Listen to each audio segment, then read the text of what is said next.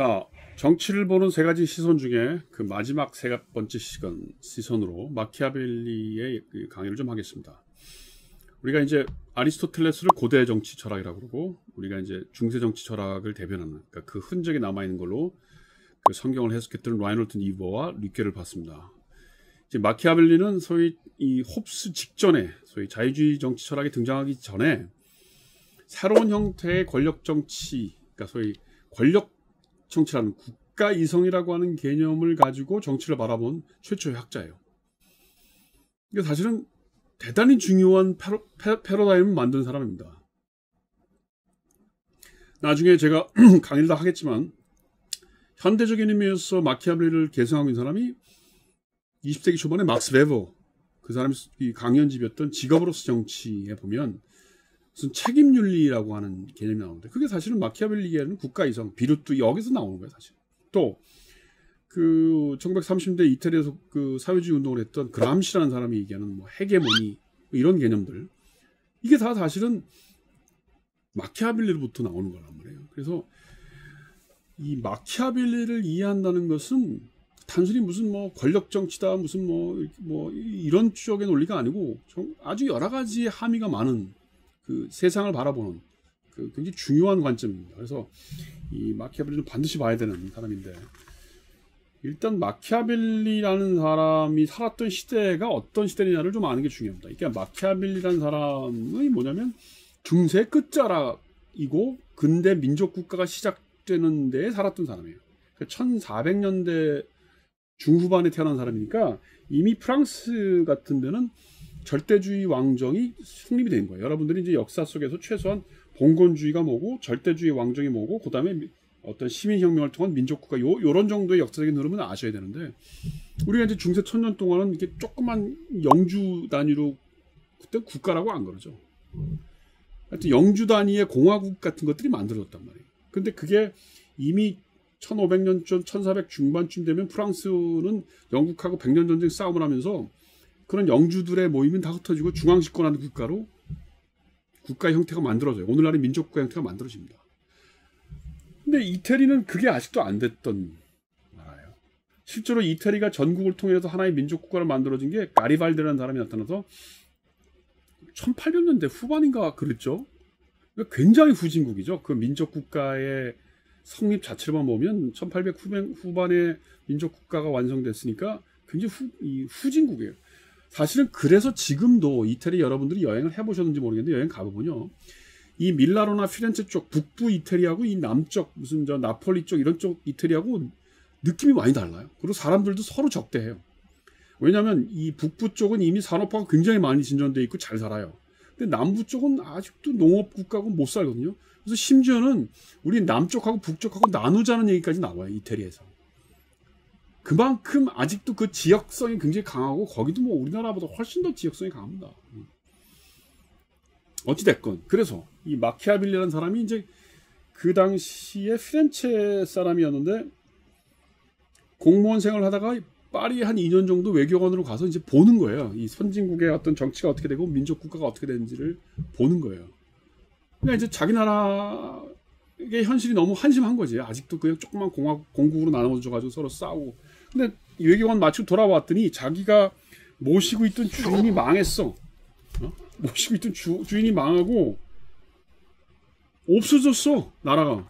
그리고 나라가 없어진 것뿐만이 아니고 너 옛날에 너 그 주인 밑에 있었지. 그리고 새 주인이 이 사람을 감옥에 가다 버린 거예요.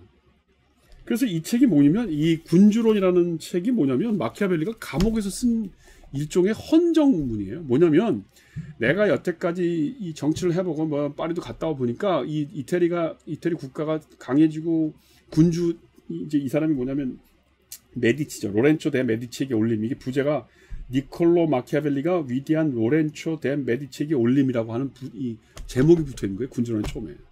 위대한이란 말까지 써가면서. 그러니까 뭐냐면 나 좀 감옥에서 꺼내달라는 거예요. 그리고 내가 어떻게 하면 네가 정치를 잘해서 이 나라를 잘 이끌어갈지를 내가 이렇게 써놨다는 거예요.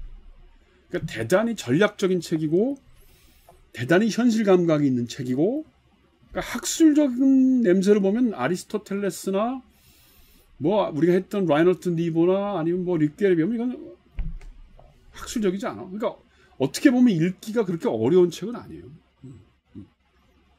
그래서 이런 책들이 왜 어떤 그 맥락에서 나왔는지를 알아야 되고, 당시 이제 이 중요한 게 뭐냐면 이때부터 이 자본주의의 맹아적인 형태로 이 이태리가 이제 자본주의에 들어온단 말이에요. 그러니까 공국은 여러 가지로 나눠져 있어. 맨날 전쟁해.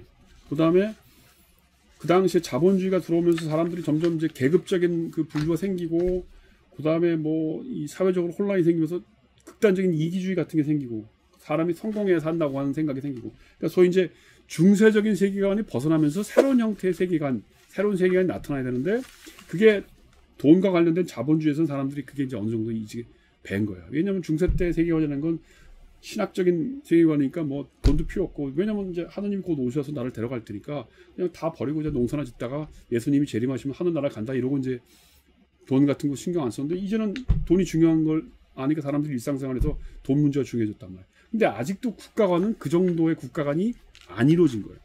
바로 그렇게 새로운 형태에 맞추어지는 새로운 국가관, 국가의 통치 기술, 이런 것을 기술한 것이 군주론이라는 거예요.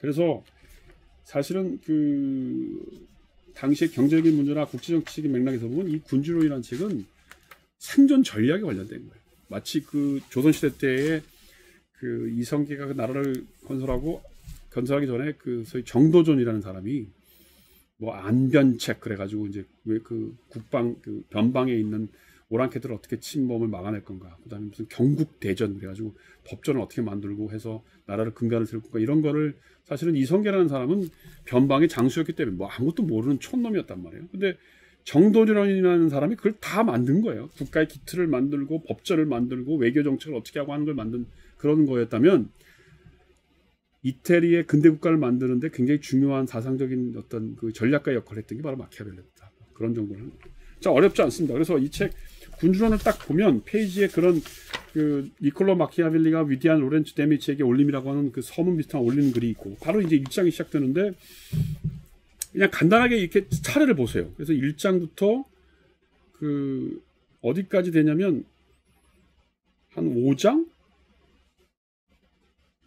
뭐 한 8장까지 이렇게 보면 아리스토텔레스가 얘기했던 무슨 그 뭐 군주정, 참주정 뭐 이런 얘기들 있잖아요. 뭐 그다음에 뭐 귀족정, 과대정, 그 얘기를 약간 좀 자기 시각으로 변형해서 쓴 것 같다라는 느낌이 좀 들어요.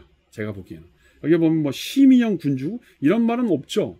근데 이제 지가 만든 것 같아. 그다음에 교회 국가 이런 말도 지가 만든 것 같고. 그러니까 사실은 아리스토텔레스가 왜 중요하냐면, 이렇게 밑에 깔고 쓰는 기본적인 텍스트가 아리스토텔레스의 정치학이나 니코마스를 나중에 곧 홉스나 루스도 강하겠지만, 홉스나 루스도 아리스토텔레스를 직접 인용하진 않아요. 근데 이렇게 냄새를 보면 이거 아리스토텔레스를 비판하는 거네, 그런 느낌이 나는 구절들이 많아요. 그래서 근대 정치 사상을 이해하려면 반드시 아리스토텔레스 이해해야 된다. 이게 제 강조입니다. 그래서 이 군주론도, 마키아벨리 군주론도 1장부터 한 10장, 11장까지는 아리스토텔레스가 썼던 그런 여러 가지 정치 체제 유형들을 하나씩 설명하면서 그것이 오늘날의 현재에서는 어떻게 유형되고 있는 걸 설명하는 겁니다. 그리고 이제 여기서도 뭐가 나오냐면, 그 아리스토텔레스 스타일로 어떤 때는 왜 이게 잘 됐는데 이때는 망했느냐, 왜 이게 흥하느냐, 뭐 이런 여러 가지 케이스 스타디를 역사적으로 쭉 설명하고 있어요.